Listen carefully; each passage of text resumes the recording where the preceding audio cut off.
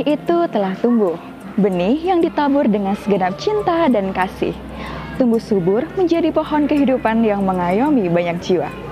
Inilah paroki Santa Teresia Sedayu yang pada saat misa pertama di dalam bangunan gereja yang sederhana pada tanggal 14 Januari tahun 1926 hanya memiliki umat terbaptis sebanyak 30 orang dan kini telah tumbuh dengan pesat. Ini menandakan Allah berkenan berkarya melalui umatnya.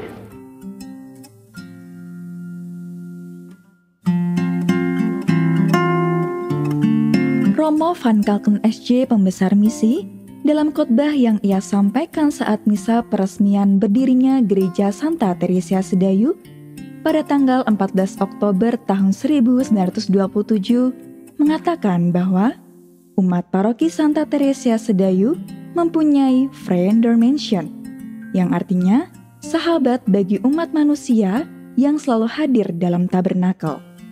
Demikianlah seperti Kristus, umat paroki Santa Teresia Sedayu hendak menjadi sahabat bagi sesama manusia dan seluruh alam ciptaannya.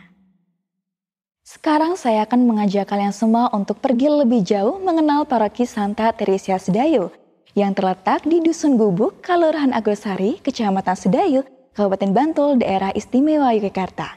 Dengan keadaan grafis yang didominasi oleh lahan hijau, paroki ini meliputi sebagian wilayah utara Kabupaten Bantul dan sebagian wilayah barat Kabupaten Sleman.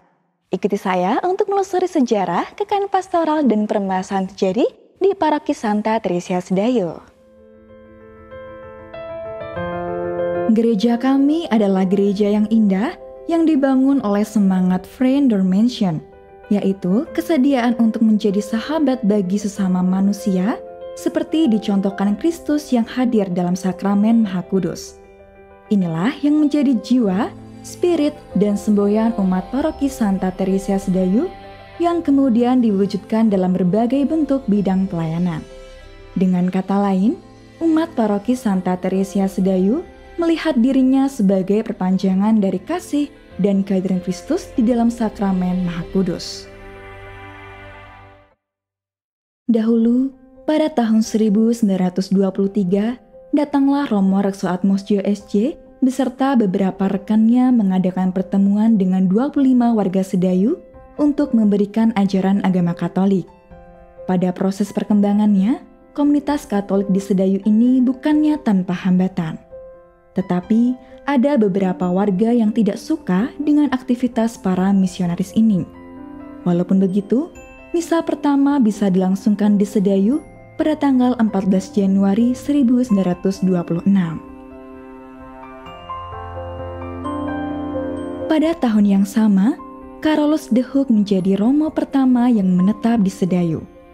Romo de Hoek disukai umat karena murah hati. Romo de Hoek dibantu oleh seorang katekis bernama Mangundarmo dengan setia melayani umat di Sedayu.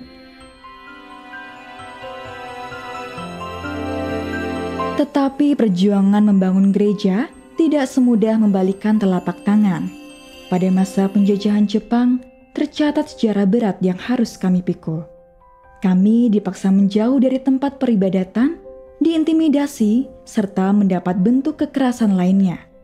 Namun, penyertaan Kristus menghantar kami melalui saat-saat sulit itu.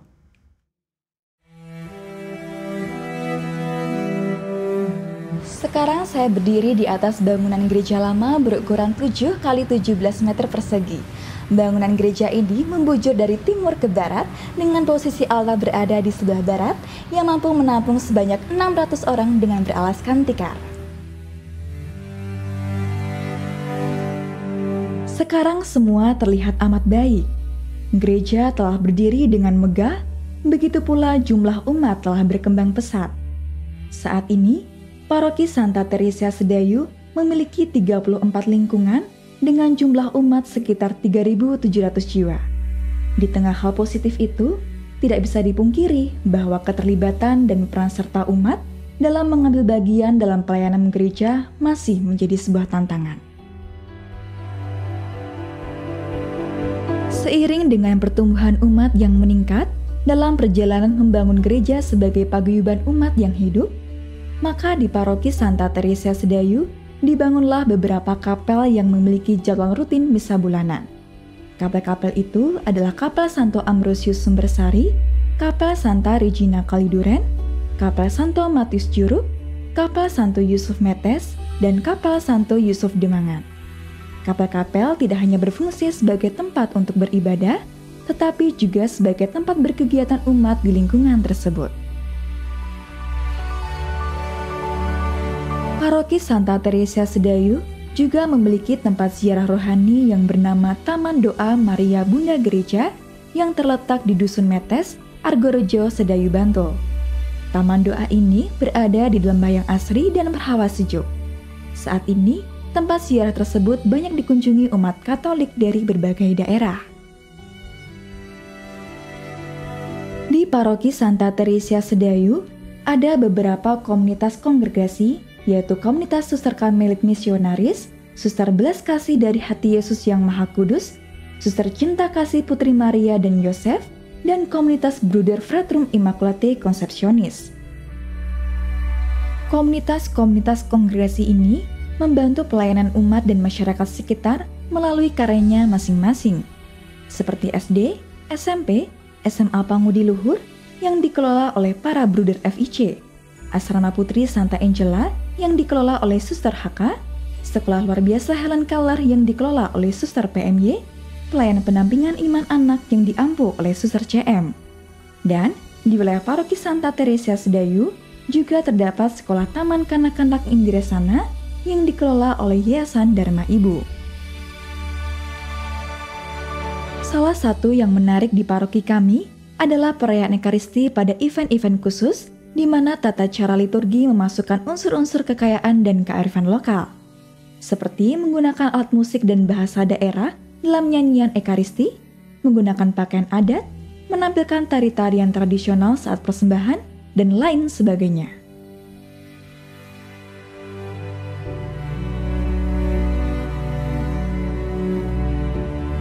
Sekarang saya mengunjungi ruang monitor yang dioperasikan oleh tim pelayan Komsos dan tim audiovisual yang telah selesai melaksanakan tugasnya mendukung perayaan Ekaristi. Tim ini merupakan salah satu saja dari banyak tim pelayanan yang menghidupkan gereja dengan berbagai macam kegiatan. Halo teman-teman. Halo Kak. Lagi pada ngapain ini? Iya Kak, kami dari tim pelayanan audio dan visual baru saja selesai untuk tugas pelayan live streaming misa mingguan pagi hari ini. Ah gitu ya, yaudah saya tinggal dulu ya, tetap semangat teman-teman. Semangat juga Kak.